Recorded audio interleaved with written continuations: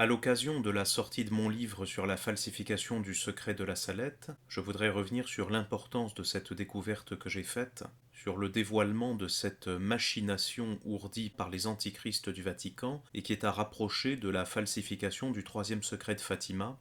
Le 19 septembre 1846, la jeune bergère Mélanie Calva, en compagnie du petit Maximin Giraud, voit une belle dame environnée de lumière et en larmes qui annonce des fléaux pour la France et pour l'Église. Le caractère surnaturel de cet événement est reconnu 5 ans plus tard par Monseigneur de Bruyard, évêque de Grenoble, et en juillet 1851, dans le cadre de l'enquête ecclésiastique, on demande à Mélanie d'écrire le secret. Qu'est-ce que c'est le secret? C'est une partie du message de la Sainte Vierge qui ne devait pas être dévoilé avant 1858. Ce message secret sera intégralement publié en 1879 par Mélanie dans une brochure reprenant toute l'apparition, brochure qui fut publiée avec l'approbation de Monseigneur Zola, évêque de Lecce en Italie. Et le secret de la Salette, publié donc intégralement en 1879, a déchaîné les passions. On a prétendu que ça ne pouvait pas être les paroles de la Sainte Vierge et que tout cela a été inventé par Mélanie, et on avait la prétention d'accréditer ces inepties en prétendant que le manuscrit rempli par Mélanie en 1851 pour le pape ne devait pas contenir tout cela, etc., etc. Le but de ces gens-là était de trouver n'importe quel prétexte, n'importe quel faux argument pour dire que le secret de la Salette n'était pas une révélation confiée à Mélanie par la Sainte Vierge, mais une invention de Mélanie. En 1999, Michel Corteville trouve un manuscrit qu'il croit être celui du 6 juillet 1851, écrit par Mélanie pour le pape Pie IX. Dans mon livre, je démontre que c'est impossible, que ça ne peut pas être le bon manuscrit. J'ai vraiment voulu faire un travail complet, le plus complet possible sur cette question. Mais depuis 20 ans que cette découverte a été faite et a fait l'objet des premières publications en 2000, donc nous sommes maintenant en 2022, donc depuis cette grande vingtaine d'années, personne n'a été capable d'écrire ne serait-ce qu'un article pour simplement mettre en doute cette découverte faite par Michel Corteville. Et Dieu sait pourtant s'il y avait de quoi mettre en doute cette découverte. Et en réalité, il n'y avait pas à chercher très loin. Il suffisait de lire la lettre de Monseigneur Zola du 24 mai 1880 à l'abbé Isidore Roubaud. C'est un des documents les plus connus sur l'apparition de la Salette et sur le secret de la Salette. Il y a deux catégories de documents fondamentaux sur la Salette. Vous avez d'abord les rapports d'enquête de l'abbé Rousselot, publiés avec l'approbation de l'évêque de Grenoble, Monseigneur de Bruyard. Ce sont ces rapports d'enquête, enfin du moins les deux premiers, qui ont permis la reconnaissance du caractère surnaturel du fait de la Salette. Donc ce sont les premiers documents fondamentaux sur la Salette. Des années plus tard, vous avez eu la publication complète du secret, en 1879. Cette publication a été supervisée par Monseigneur Zola, évêque de Lecce, en Italie. C'est dans son diocèse que la brochure de Mélanie a été imprimée.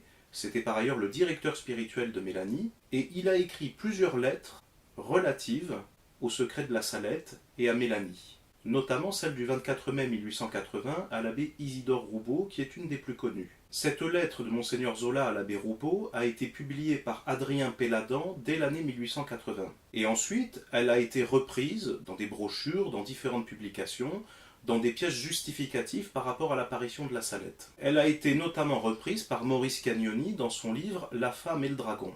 Je vais vous lire un extrait de cette lettre du 24 mai 1880 de Monseigneur Zola à l'abbé Isidore Roubaud. Ce ne fut que le 3 juillet 1851 que Mélanie écrivit elle-même son secret pour la première fois au couvent de la Providence à Corinque, par ordre de Monseigneur de Bruyard, évêque de Grenoble, en présence de M. Dos, ingénieur en chef des ponts et chaussées, et de M. de Taxis, chanoine de la cathédrale de Grenoble. Mélanie remplit 3 grandes pages d'un seul trait, sans rien lire, sans rien demander. Elle signe sans relire, plie son secret et le met dans une enveloppe. Elle met ainsi l'adresse à sa sainteté Pie IX à Rome. Le lendemain 4 juillet, le secret est recopié par Mélanie elle-même à l'évêché de Grenoble, dans le but de bien distinguer 2 dates des événements qui ne doivent pas arriver à la même époque. Mélanie n'ayant mis la première fois qu'une seule date, craignait que pour ce motif le pape ne comprît pas bien, et qu'il y eût par conséquent équivoque. Le 18 juillet, M. Gérin, curé de la cathédrale de Grenoble, et M. Rousselot, vicaire général honoraire, deux saints prêtres et d'un âge avancé et très respectable à tous égards, remettaient à sa sainteté Pie IX les lettres de Monseigneur de Grenoble et celles de Maximin et de Mélanie renfermant leurs secrets. Mélanie n'a pas envoyé à sa sainteté Pie IX tout le secret qu'elle a publié dernièrement, mais seulement tout ce que la Sainte Vierge lui inspira sur l'heure d'écrire de cet important document, et en outre bien des choses qui pouvaient concerner Pie IX personnellement. Toutefois, par suite d'informations que je vous donne comme très précises, je sais que les reproches adressés au clergé et aux communautés religieuses étaient contenus identiquement dans la partie du secret donnée à sa sainteté Pie IX. Nous apprenons donc dans cette lettre que Mélanie avait voulu refaire sa rédaction parce qu'elle voulait ajouter une date par rapport à un événement, pour qu'on ne croie pas que deux événements allaient arriver en même temps. Nous apprenons ensuite qu'elle a rempli 3 grandes pages, qu'elle a envoyé des extraits de son secret, du secret tel qu'il a été publié en 1879, notamment les avertissements au clergé qui étaient contenus identiquement. Ces 4 éléments constituent 4 des 7 preuves, surtout 5 mais en tout 7 preuves, que j'ai développées dans mon livre. Parce que ces 4 éléments ne se vérifient nullement dans le manuscrit trouvé par Michel Corteville le 2 octobre 1999. Monseigneur Zola nous dit que Mélanie a voulu refaire sa rédaction pour ajouter une date assignée à un événement. Dans le texte trouvé par Michel Corteville, il ne se trouve aucune date assignée à un événement. Monseigneur Zola nous dit que le manuscrit de Mélanie faisait 3 grandes pages. Or, le manuscrit trouvé par Michel Corteville fait 2 petites pages. Monseigneur Zola nous dit que ce manuscrit de 1851 contenait des extraits du secret avec des annotations regardant spécialement le pape Pie IX. Or, le texte trouvé par Michel Corteville n'est pas constitué d'extraits du secret, c'est un autre texte qui reprend certaines thématiques, mais quand même un autre texte. De la même façon que si vous prenez le rat de Ville et le rat des champs de Jean de La Fontaine et le rat de Ville et le rat des champs d'André Chénier, ça parle de la même chose, mais ce n'est pas le même texte. Et parmi ces extraits du secret qui étaient déjà contenus en 1851, il y a à l'identique les reproches au clergé. Reproches au clergé qui ne se trouvent absolument pas dans le manuscrit trouvé par Michel Corteville.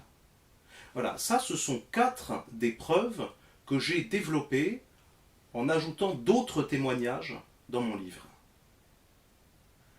En 20 ans, personne n'a été capable de faire un article, quelques pages, en citant cette lettre du 24 mai 1880 à Monseigneur Zola, qui est un document connu des spécialistes de la Salette. Quand on étudie un tant soit peu la Salette, on connaît les lettres de Monseigneur Zola, notamment celle à l'abbé Roubaud du 24 mai 1880. Encore une fois, c'est un des documents les plus connus sur la Salette. Comment se fait-il que depuis 20 ans, personne n'a été capable de prendre cette lettre, de citer l'extrait que je vous ai lu, et de constater que les 4 éléments donnés par Monseigneur Zola ne se vérifient absolument pas dans le manuscrit trouvé par Michel Corteville au Vatican, et que par ailleurs, il y a tout lieu de penser, puisque le 3e secret de Fatima a été falsifié, le 26 juin 2000, Joseph Ratzinger a publié un 3e secret de Fatima, dont il a été prouvé dès l'année 2001 qu'il s'agit d'un faux. Donc depuis 20 ans, on savait que le 3e secret de Fatima avait été falsifié. Quelques mois auparavant, en octobre 1999, Michel Corteville trouve le supposé manuscrit de Mélanie, dont j'ai définitivement démontré qu'il s'agit d'un faux. Il y avait tout lieu de penser, de par la proximité chronologique entre la découverte de Michel Corteville dans des archives qui dépendaient de Joseph Ratzinger au Vatican, et la publication par Joseph Ratzinger du faux 3e secret de Fatima, entre la proximité chronologique et la présence à chaque fois de Joseph Ratzinger en position clé, il y avait tout lieu de suspecter qu'il y avait quand même anguille sous roche. Comment a-t-on pu croire aussi facilement que ce manuscrit était vraiment de Mélanie? Comment ne s'est-on pas rendu compte que ce manuscrit accréditait l'idée que Mélanie aurait fabriqué son secret au fur et à mesure? Que ce secret ne serait pas une révélation imprimée miraculeusement dans la mémoire de Mélanie, mot pour mot, alors qu'elle ne connaissait pas le français? Et ça, tous les témoignages le disent. J'ai réuni tous ces témoignages dans mon livre. La mémoire que Mélanie avait de son secret était une mémoire miraculeuse au mot près. Je vous rappelle qu'elle ne connaissait pas le français au moment de l'apparition. Avec ce manuscrit, ce faux manuscrit, soi-disant de 1851, on accréditait l'idée que Mélanie avait inventé son secret au fur et à mesure, que c'était donc un texte de Mélanie et non pas un texte de la Sainte Vierge. Je fais une petite précision, ce n'est pas de foi de considérer que c'est un texte qui a été mot pour mot dicté par la Sainte Vierge. Ce n'est pas quelque chose qui relève de la foi surnaturelle, de la foi catholique, puisque c'est une révélation privée. C'est quelque chose qui relève donc de la raison. On peut croire les révélations privées de foi humaine. De la même façon que vous n'êtes pas obligé de croire que la Sainte Vierge est apparue à la Salette. Mais il serait déraisonnable et téméraire de croire le contraire, parce que vous avez eu des dizaines de guérisons miraculeuses, vous avez eu une source miraculeuse à la Salette, c'est peu connu mais c'est réel. Et l'eau de la Salette a été longtemps réputée pour ses propriétés tout à fait extraordinaires.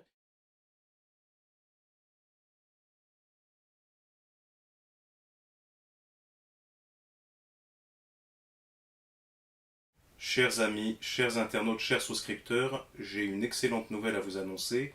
Mon livre sur la falsification du secret de la Salette est enfin chez l'imprimeur. Deo gratias. Je commençais à croire que ça n'arriverait jamais, et probablement vous aussi, qui, pour certains, avez souscrit dès le mois de juillet. C'est dire à quel point vous avez été patient. Et si j'avais su que cela prendrait autant de temps, je n'aurais pas lancé une campagne de souscription, mais un financement participatif. Ça aurait été beaucoup plus approprié. Je vous dois d'ailleurs quelques explications par rapport à tout ce temps que vous avez dû attendre. Pourquoi avez-vous dû attendre aussi longtemps? Lorsque j'ai lancé cette campagne de souscription, je pensais que ce serait une affaire d'1 mois ou de 2 mois grand maximum. Mais de toute façon, il y a eu une erreur de ma part. Une campagne de souscription n'est pas lancée pour une durée indéterminée. J'aurais vraiment dû faire un financement participatif. Remarquez, on peut en discuter parce qu'un financement participatif peut ne pas aboutir. Tandis qu'une campagne de souscription permet toujours à un moment donné, le cas échéant, de rembourser les souscripteurs. Et c'est ce que j'aurais pu faire.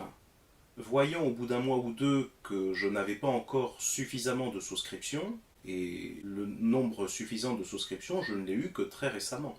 Vous allez me dire, mais ce n'est pas une excuse. Vous auriez très bien pu rembourser vos souscripteurs, annuler ce projet d'auto-édition et opter pour un projet d'édition plus classique. Vous auriez très bien pu vous adresser aux éditions Saint-Rémy comme vous l'aviez fait jusqu'à présent. C'est vrai, j'aurais très bien pu le faire. En plus, j'ai la chance d'être en bon terme avec Bruno Saglio, qui est quelqu'un dont je respecte éminemment le travail et dont je soutiens la maison d'édition. Pourquoi ne l'ai-je pas fait? Pourquoi n'ai-je pas annulé les souscriptions? Et pourquoi n'ai-je pas changé de solution? Parce qu'en fait, c'était impossible. Et là, je suis obligé de vous dévoiler le pot rose et de vous parler d'une affaire dont j'avais préféré ne pas parler. Je me suis dit, il y a déjà suffisamment de polémiques, de controverses dans notre milieu, suffisamment d'attaques personnelles qui peuvent être justifiées, attention, je ne dis pas le contraire. Mais je me suis dit, ce n'est pas la peine d'en rajouter si ça peut être évité. Mais compte tenu du fait que vous avez dû attendre aussi longtemps, j'ai des comptes à vous rendre. Vous qui avez souscrit parfois dès le mois de juillet. Vous avez dû attendre 7 mois. Pourquoi vous ai-je fait attendre aussi longtemps alors que j'aurais pu opter pour une solution alternative? Pourquoi n'ai-je pas donné mon manuscrit à Bruno Saglio pour qu'il l'édite dès que possible, par exemple? Et là, je suis bien obligé de vous dévoiler le pot rose et de vous parler de cette affaire dont je ne voulais pas parler. En fait, mon manuscrit n'était pas du tout terminé. Ah bon? Ben non. Donc vous avez lancé une campagne de souscription pour un livre qui n'était pas terminé? Mais vous aviez dit dans votre vidéo, en lançant votre campagne de souscription, que votre livre était quasiment prêt à être publié. Ben, c'est ce que je croyais. C'est ce que je croyais, très sincèrement. J'étais loin du compte. Je pensais alors faire un livre de 120 ou 150 pages, dont j'avais écrit une bonne partie. Le livre fait 260 pages, tout compte fait. Donc vous voyez, j'étais loin du compte. Alors que s'est-il passé pour que je lance une campagne de souscription alors que mon livre n'était pas du tout terminé? Donc là, je suis bien obligé de vous parler de cette affaire, dont j'aurais préféré ne pas vous parler. Comme je vous l'ai expliqué dans ma vidéo en lançant ma campagne de souscription, un écrivain qui jusqu'alors m'avait apporté la contradiction sur ce sujet m'a finalement donné raison. Cet écrivain est Maurice Cagnoni, comme je vous l'avais dit.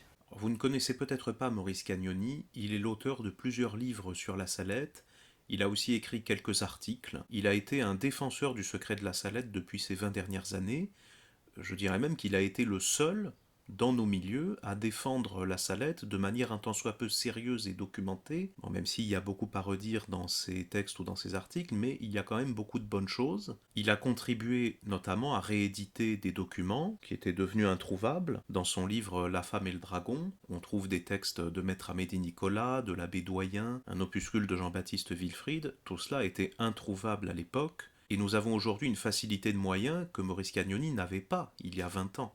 Aujourd'hui, en quelques clics sur la toile, on trouve ses livres sur Google, sur Gallica, mais ça n'existait pas à l'époque, ou alors c'était vraiment très marginal.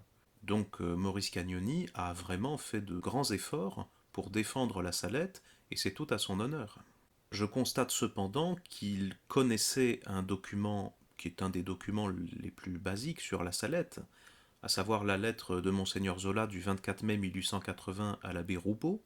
Et Maurice Cagnoni connaît cette lettre puisqu'il l'a citée dans son livre La femme et le dragon. Il me l'a également citée lorsqu'il est entré en correspondance avec moi, sauf qu'il m'a cité cette lettre pour m'apporter la contradiction, alors qu'en réalité cette lettre me donne raison. Le fait est que simplement avec cette lettre, il était possible de démasquer l'imposture de ce pseudo-secret découvert en 1999 par Michel Corteville et Maurice Cagnoni. Simplement avec la lettre de Monseigneur Zola, il aurait pu démasquer cette imposture. Il ne l'a pas fait, ce qui montre bien que, malgré tous ses mérites, Maurice Cagnoni n'est pas un spécialiste de la Salette. C'est un passionné de la Salette, c'est un amateur éclairé, qui a une très grande connaissance de la documentation sur la Salette. N'importe quel spécialiste de la Salette aurait pu faire cette découverte, et aurait même dû faire cette découverte avant moi. Il est ahurissant d'avoir dû attendre 20 ans. Mais le plus ahurissant, c'est pas que Maurice Cagnoni se soit trompé. Le plus ahurissant, c'est qu'il n'y a eu que lui pour défendre la Salette pendant des années. Il faut lui rendre hommage pour l'avoir fait, mais le vrai problème, c'est qu'il n'y a eu que lui. On aurait tort de s'acharner contre Maurice Cagnoni. Bon, par contre, ce que je n'ai pas apprécié, c'est que, à partir du moment où j'arrive à le convaincre, où j'arrive à lui apporter les arguments décisifs, j'apprends 2 ou 3 mois plus tard qu'il a publié une plaquette en reprenant ma découverte, donc il me met devant le fait accompli. Il eût été souhaitable que Maurice Cagnoni me consultât au préalable. Lorsqu'on fait une découverte, on a des droits par rapport à cette découverte, ce qui implique pour les autres des devoirs par rapport à cette découverte que vous avez faite. Si vous faites une découverte, vous avez le droit de faire connaître vous-même cette découverte, et les autres ont donc le devoir de respecter ce droit que vous avez. Alors la moindre des choses pour Maurice Cagnoni aurait été de me consulter, et je vais vous expliquer en quoi ça m'a mis dans une situation très délicate. Le fait que Maurice Cagnoni reprenne ma découverte en m'attribuant la paternité de cette découverte comme il se doit, le fait qu'il fasse une publication à ce sujet, je ne peux pas voir cela foncièrement d'un mauvais œil, puisque c'est quelque chose d'avantageux pour moi. Le fait qu'un écrivain de sa notoriété, qui a une certaine réputation par rapport à la défense de la Salette, le fait que quelqu'un comme lui me donne publiquement raison sur ce dossier, qui est quand même assez épineux et compliqué, le fait qu'il me donne raison, c'est tout à fait positif pour moi. Il aurait dû me consulter. Il aurait su à ce moment-là que j'avais un projet d'auto-édition, et qu'en publiant quelque chose sur ce sujet avant moi, il me mettait vraiment dans une situation très difficile. Et moi, ce qui m'a vraiment froissé dans cette affaire, c'est pas tant le fait qu'il publie quelque chose avant moi et qu'il me mette devant le fait accompli. Parce que si mon nom avait été mis en évidence, par exemple, sur la 4e de couverture, moi je pense que c'est la seule contrepartie que j'aurais demandé. J'aurais demandé à ce que mon nom soit mis en évidence. Bon, le fait que mon nom soit mentionné, ça c'est la moindre des choses. C'est justice. Mais j'aurais voulu que mon nom soit mis en évidence. Voilà, et j'ai le droit d'exiger cette contrepartie, c'est ma découverte. Moi je suis un jeune écrivain, j'ai encore une notoriété à acquérir. Par contre, Maurice Cagnoni a 80 ans, il est un tant soit peu connu pour la défense de la Salette, Et encore une fois, si Maurice Cagnoni m'avait consulté, il aurait su que j'avais un projet d'auto-édition. Ne m'ayant pas consulté, il ne le savait pas.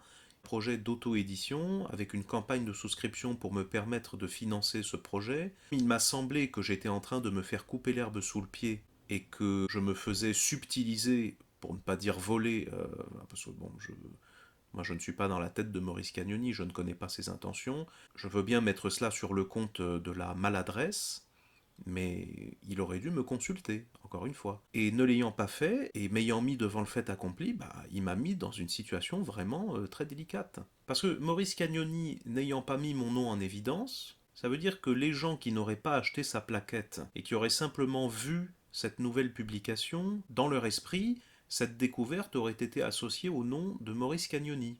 La confusion aurait très bien pu s'introduire dans les esprits. Je me suis dit, mais avec cela, on ne va pas forcément savoir que c'est moi qui ai fait cette découverte, et peut-être pensera-t-on que c'est Maurice Cagnoni qui a fait cette découverte, ou que c'est en quelque sorte un travail d'équipe. Il n'en est rien. C'est vraiment ma découverte, et jusqu'au dernier moment, Maurice Cagnoni était persuadé, dur comme fer, qu'il avait raison et que j'avais tort. Et d'ailleurs, à ce moment-là, bon, il avait réagi de manière assez déplaisante.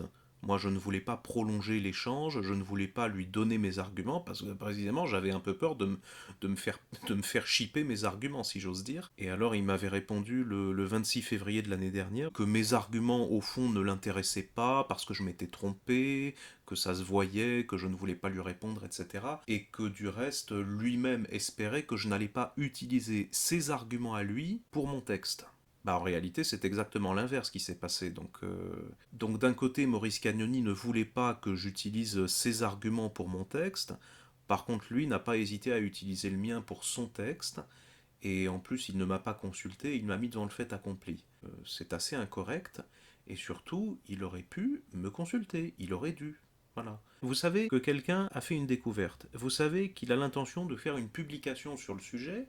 La moindre des choses, c'est quand même de le consulter. Si vous-même vous voulez faire une publication là-dessus pour apporter votre éclairage, votre point de vue, la moindre des choses, c'est quand même de consulter la personne qui a fait cette découverte, ne serait-ce que pour avoir la correction de ne pas faire votre publication avant lui, puisque c'est lui qui a fait cette découverte, la primauté de cette découverte lui revient. Donc il y a une question de correction, il aurait dû avoir la correction de me consulter, de savoir quand la parution de mon livre était prévue, pour être sûr qu'il ne me coupe pas l'herbe sous le pied, qu'il attende que ma publication soit faite avant que lui ne fasse la sienne. Et il aurait pu me consulter pour me dire écoutez, cette découverte est tellement importante, moi j'ai 80 ans, je n'en ai peut-être plus pour longtemps, donc je ne voudrais pas quitter cette terre avant d'avoir dénoncé cette imposture. Est-ce que vous me permettez de reprendre votre découverte? Il aurait très bien pu m'écrire ça, mais il ne l'a pas fait. Il m'a mis devant le fait accompli, et s'il m'avait demandé ça, je pense que j'aurais accepté, mais j'aurais dit, j'aimerais que mon nom soit mis en évidence, sur la quatrième de couverture notamment, dans le résumé, que les gens sachent bien que c'est moi qui ai fait cette découverte, et que la confusion ne puisse pas s'installer dans leur esprit. Parce que tout le monde ne va pas forcément lire cette plaquette, les gens ne lisent pas beaucoup aujourd'hui.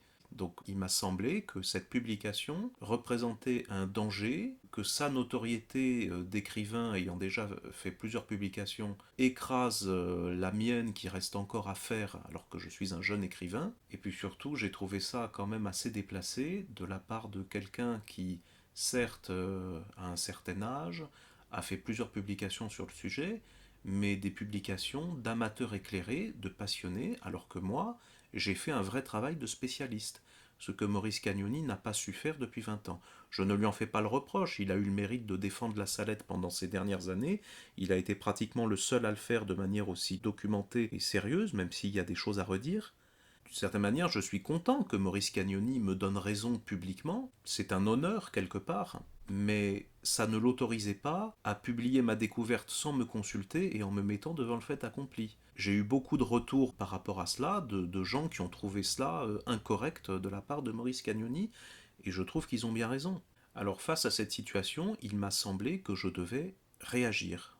Il m'a semblé que j'étais en train de me faire couper l'herbe sous le pied, de me faire voler la primauté de ma découverte, et encore une fois, quand j'emploie le terme voler, je ne présume pas des intentions de Maurice Cagnoni, je veux bien considérer que c'était très probablement une maladresse, que c'était manifestement une maladresse, Mais, objectivement, il faut aussi se mettre à ma place et comprendre mon point de vue.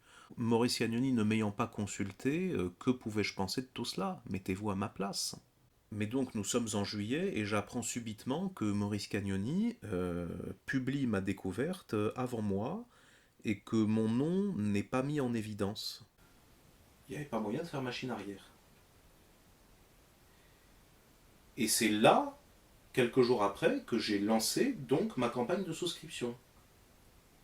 Et je n'ai pas pris le temps de réfléchir, campagne de souscription ou financement participatif. Si jamais ça ne marche pas, qu'est-ce que je fais? Je n'ai pas eu le temps de réfléchir à tout cela.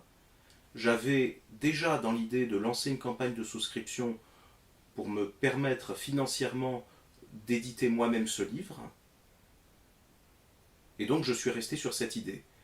Donc je me suis dépêché de mettre sur pied le site internet qui n'était pas du tout prêt, vous avez pu vous en rendre compte d'ailleurs, il est tout juste opérationnel, mais ça ne va pas plus loin. Je me suis dépêché de faire cette vidéo pour annoncer ma découverte et pour annoncer cette campagne de souscription que je lançais. Je me disais, finir ce livre, c'est une affaire d'un mois ou deux, grand maximum, et d'ici là, j'aurai les souscriptions. Je ne les aurai peut-être pas tout à fait, mais qu'à cela ne tienne, j'attendrai encore un petit peu et ce sera bon. Voilà. Je me suis dit, de toute façon, il y aura toujours moyen de rebondir, mais là, en l'état actuel, je suis en train de me faire couper l'herbe sous le pied, donc il faut que je me dépêche. Coûte que coûte. Et encore une fois, mettez-vous à ma place. Imaginez, vous faites une découverte, vous découvrez quelque chose que personne avant vous n'a été capable de découvrir en 20 ans, et quelqu'un qui aurait dû voir et qui n'a pas vu, et que vous avez finalement réussi à convaincre, tout d'un coup vous coupe l'herbe sous le pied. Heureusement, grâce à Dieu, j'ai pu très bien rebondir, et finalement tout est bien qui finit bien, le manuscrit est chez l'imprimeur, c'est en bonne voie, tout va bien. Vous qui n'êtes pas des connaisseurs de la Salette, vous avez besoin de repères. Vous avez besoin de savoir à qui vous pouvez vous fier. Vous savez que sur une question comme celle du mondialisme, vous pouvez vous fier à Pierre Hillard. Vous le savez. Et sur la Salette, à qui pouvez-vous vous fier? Eh bien, là, je viens de vous expliquer que connaître des dates, des références, des documents, c'est une chose, mais il faut savoir les analyser. Il faut savoir comprendre. Et là, je suis bien obligé de reconnaître qu'il n'y a aujourd'hui qu'un seul vrai spécialiste catholique de la Salette. Voilà, donc je vous remercie pour votre soutien et pour votre patience, surtout pour vous qui avez souscrit dès le mois de juillet, dès le mois d'août, vous qui avez été des souscripteurs de la première heure, je ne sais comment vous remercier. Dès que j'en aurai les moyens, je ferai dire des messes pour vous tous qui avez souscrit à ce projet, qui avez permis à ce projet de voir le jour. Je suis vraiment désolé que vous ayez dû attendre aussi longtemps. Ce que je vous ai expliqué, je pense, vous fait comprendre pourquoi j'ai lancé cette campagne de souscription beaucoup trop tôt, alors que je n'avais aucune certitude quant à l'état de mon livre. Est-ce qu'il était presque fini? Est-ce qu'il était loin d'être fini? Je pensais qu'il était presque fini. En fait, je m'étais trompé. Je n'avais pas encore le recul nécessaire. J'espère donc que vous ne m'en voudrez pas. Vous aurez néanmoins une compensation parce que, comme je vous l'ai dit, au départ j'envisageais plutôt un livre qui ferait 120 pages, 150 pages très grand maximum, et finalement vous allez recevoir un livre de 260 pages. Livre de 260 pages que vous aurez eu pour la modique somme de 9,80 €. Et le vrai prix ce sera 19 €. 19 divisé par 2, 9,50. Donc vous l'avez pratiquement eu à moitié prix. Voilà, ça vous offre une compensation dans un premier temps. Mais dès que je le pourrai, je ferai dire des messes pour vous tous qui avez souscrit à ce projet. Je vous suis redevable et vraiment je vous remercie de votre soutien et de votre collaboration. Vive Notre-Dame de la Salette et que Jésus soit aimé de tous les cœurs. Ainsi soit-il.